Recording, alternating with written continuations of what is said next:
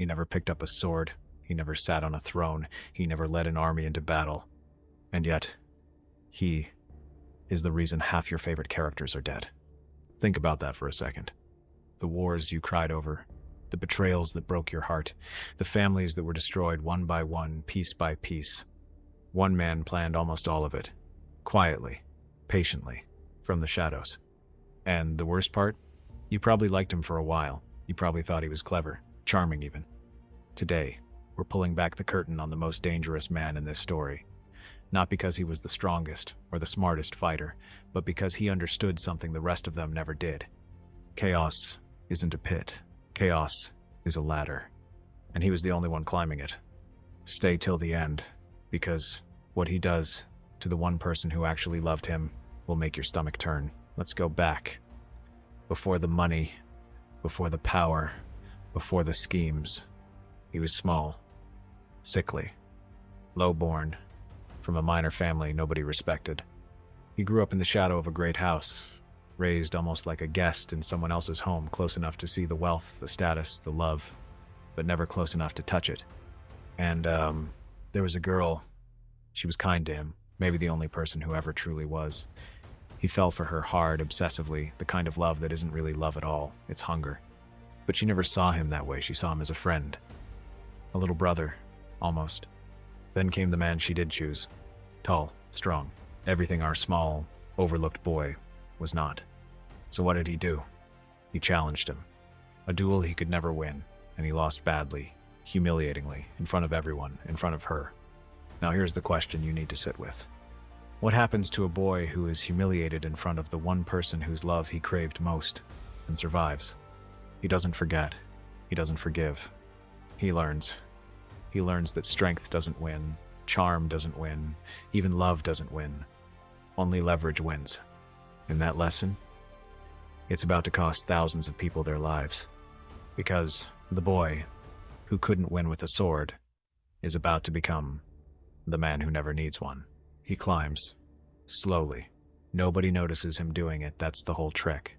He takes a boring job, managing money, numbers, ledgers, the kind of position powerful men look down on because it isn't glamorous. But money isn't boring. Money is a leash. He starts lending, to lords, to kings, to entire kingdoms. And here's the part that should genuinely disturb you. He doesn't want the debt repaid.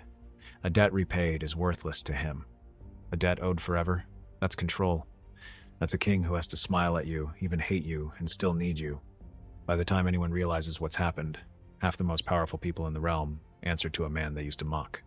He opens brothels too, not just for the gold, but for something far more valuable. Secrets, whispered in the dark, between silk sheets, from men who think no one's listening. He's not collecting coins anymore. He's collecting people. And the terrifying thing is he's polite about it. He smiles, he jokes, he tells you exactly what you want to hear. Ask yourself how many people in your own life smile at you while quietly writing down everything you say. But knowledge and money were never the real goal. There was one girl, one family, one old wound he never let heal. And everything, the gold, the secrets, the years of patience was always leading back to her. Here's where it gets genuinely dark. A king dies a hunting accident, they call it. Convenient. Too convenient. Because that king was starting to ask questions he shouldn't have. A letter goes out, accusing an honorable man of treason he never committed. That letter didn't write itself. It was guided, quietly, carefully, by a hand that knew exactly which lie would destroy exactly which family. And when that honorable man is dragged onto a platform in front of a screaming crowd begging for mercy, one man stands close by and gives the single word that ends everything. Not a shout, not a battle cry, just a quiet nod, buried in chaos, that nobody but the executioner needed to hear.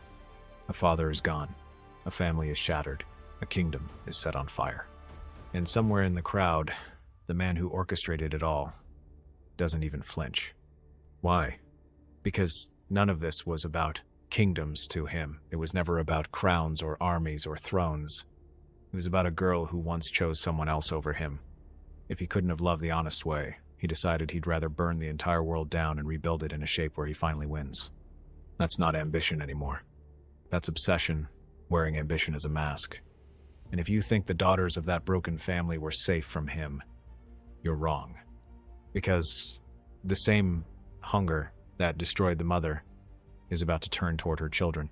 He becomes the protector, the guide, the only friend left standing when a young girl has nothing and no one. He teaches her to survive, to lie, to manipulate before she's manipulated. In some twisted way, he does care as much as a man like him is capable of caring. But even his affection is a leash. He controls what she knows, who she trusts, how she sees the world, always keeping her one step away from the truth, always positioning her as a piece on his board instead of a person he claims to protect. And when he finally reaches for what he's always wanted, seeing the face of the woman he lost reflected in her daughter, it should make your skin crawl, because that's not love. That's a man trying to rewrite the past using someone who never agreed to be cast in that role. The girl he shaped, though she isn't the naive child he raised anymore. She's been watching, learning, becoming something colder and sharper than even he expected. And, in the end, the master manipulator is manipulated by his own student. He begs, in his final moments, actually begs for the one thing he always denied everyone else. Mercy. He doesn't get it. Here's what should actually unsettle you. He never once raised an army, never commanded a fleet, never won a single fight with his own hands. And still he is responsible for more death, more grief, more broken families than almost anyone else in this entire story. Not through power, through patience, through charm, through making people trust him, right up until the moment it destroyed them. The real horror isn't that a man like this existed in a story. It's that you've probably met a version of him in real life, smiling, helpful, on your side, while quietly moving you like a piece on a board you didn't even know you were playing on.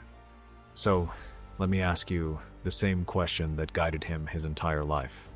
When everything around you is chaos, are you drowning in it? Or are you the one climbing? Let me know in the comments. And if this pulled back a curtain you didn't expect, subscribe, because next time we're exposing another mask, and this one might hurt even more.